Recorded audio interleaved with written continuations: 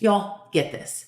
Today, someone actually tried to get my 10-year-old niece and her friend into their car. And the scariest part is that it happened literally just a few hundred meters away from her house. She comes to my house every day after school until my brother gets off work. And she usually texts me right before her friend and her walk home, so I roughly know when to expect them. This time, though, a lot of time had already passed and she wasn't answering.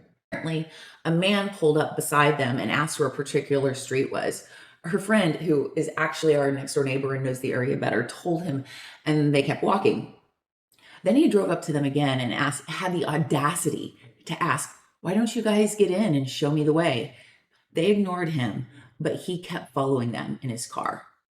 Since it was later than she typically messages me, I had already tried to call her several times. And when she didn't answer, I turned on Sound Around through our Find My Kids app so I could hear what was going on around her.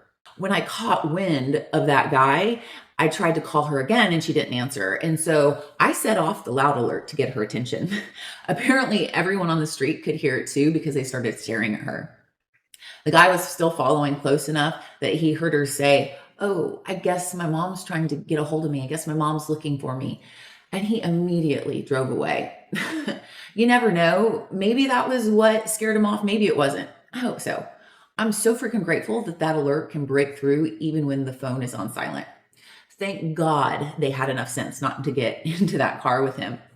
That would have been a disaster. You know, our school has a super strict policy about phones. And so, of course, they turn off their sounds whenever they're at school. And it can be easy to forget to not turn them back on whenever they're walking home. They're getting better about it, but I've set off the loud alert many times and there was no threat just to get their attention, which apparently was really embarrassing. But honestly, I don't care.